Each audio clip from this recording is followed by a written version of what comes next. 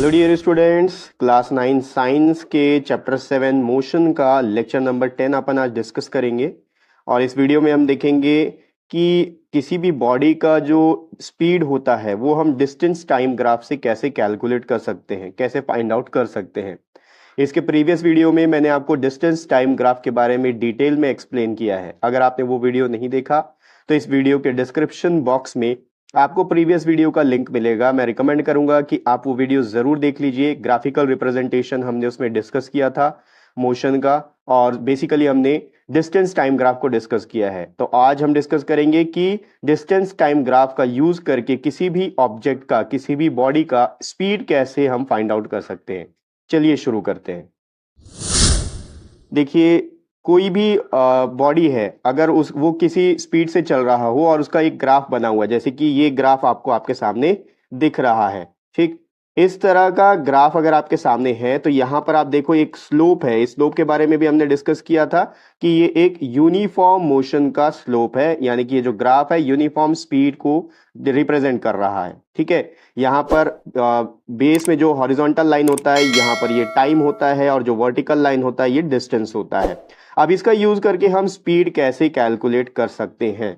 देखिए पॉइंट्स में लिखा हुआ है, speed of a body can be obtained from the slope of the distance time graph. ठीक है, इस स्लोप की मदद से हम डिस्टेंस टाइम ग्राफ का यूज करके स्पीड कैलकुलेट कर सकते हैं। अब करते कैसे हैं, देखिए मान लीजिए मुझे यहां से यहां तक के बीच का स्पीड कैलकुलेट करना है। देखो आप देख रहे हो यहाँ 10, 20, 30 और उसके बाद यहाँ 30 और 40, 30 से लेकर 40 किलोमीटर या मीटर जो भी है, इस बीच में जो भी ऑब्जेक्ट है उसका स्पीड क्या रहा, ये अगर मुझे फाइंड आउट करना है तो कैसे करेंगे। इसके लिए देखिए मैंने यहाँ पर आप देख सकते हो ग्राफ में यहाँ पर एक हॉरिजॉन्टल लाइन बना हुआ है और उसके नीचे वर्टिकल लाइन बना हुआ है। ये क्या कर रहा है, ये बेसिकली बता रहा है कि इस पॉइंट पे डिस्टेंस कितना कवर हुआ था और कितने टाइम पे कवर हुआ था, ठीक है। वैसे ही 40 में आप देखो कि इस पॉइंट पे स्लोप में हमें देखना है ना, तो स्लोप में इस पॉइंट पे कितने टाइम पे हमने ये डिस्टेंस कवर किया था। अब क्या करेंगे, जो पहला डिस्टेंस है इसको हम S1 मान लेंगे, दूसरा डिस्टेंस को हम S2 मान लेंगे, क्योंकि इनके बीच का ये डिस्टेंस जो है ये हमें फाइंड आउट पहले करना पड़ेगा। क्योंकि स्पीड का फॉर्मूला क्या होता है आपको पता है, speed equals to total distance travelled divided by total time taken होता है। तो यहां से यहां तक कितना डिस्टेंस ट्रेवल हुआ ये कैलकुलेट करने के लिए हम दोनों डिस्टेंस को S1 और S2 ले लेंगे, और फिर S2 में से S1 को हम सब्ट्रैक्ट कर लेंगे। उसी तरह कितने टाइम पे ये डिस्टेंसेस कवर हुए, यहां पर हम T1 और T2 ले लेंगे, ठीक है। तो S1 के लिए T1 हो गया और S2 के लिए T2 हो गया।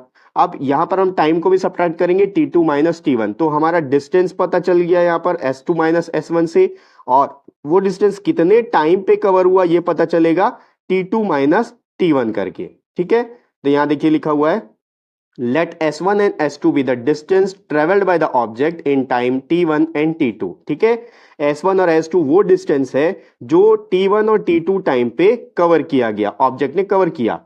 Here S2 minus S1 gives the distance traveled by the body in time interval T2 minus T1। अब कोई भी बॉडी T2 माइनस T1 यानी कि इतने समय में कितना डिस्टेंस ट्रैवल किया वो कैसे पता चलेगा हमको, S2 में से जब हम S1 को सब्ट्रैक्ट कर देंगे, ठीक है। तो इसका फॉर्मूला क्या बनेगा देखते हैं नेक्स्ट स्लाइड में। तो देखिए यहां पर अब फॉर्मूला क्या बनेगा, स्पीड का हमारा फॉर्मूला क्या होता है, स्पीड का फॉर्मूला होता है distance travelled by time taken. अब डिस्टेंस कितना ट्रैवल हुआ, S2 माइनस S1, टाइम कितना लग रहा है T2 माइनस T1। तो टोटल फॉर्मूला हमारा क्या बन जाएगा, V is equals to S2 minus S1 upon T2 minus T1। और ये V क्या चीज है, ये रिप्रेजेंट कर रहा है स्पीड को। देखो जब कभी भी V के ऊपर अगर आपको एरो का साइन दिख जाए तो समझना कि वो वेलोसिटी है, लेकिन अगर V के ऊपर एरो का साइन नहीं है इसका मतलब वो स्पीड है, ठीक है। तो इस तरीके से हम डिस्टेंस टाइम ग्राफ का यूज करके, उसका डिस्टेंस टाइम ग्राफ में जो स्लोप है उसका यूज करके हम किसी भी ऑब्जेक्ट का स्पीड कैलकुलेट कर सकते हैं, ठीक है। तो ये सारी चीज जब हम न्यूमेरिकल्स करेंगे उस टाइम पे देखेंगे। तो फॉर्मूला आपको पता चल गया किस तरह से करना है, और ग्राफ को कैसे रीड करना है ये भी मैंने आपको बता दिया, ठीक है। तो नेक्स्ट वीडियो में आगे का पोर्शन देखेंगे, और नेक्स्ट वीडियो का लिंक आपको इसी वीडियो के डिस्क्रिप्शन बॉक्स में मिल जाएगा।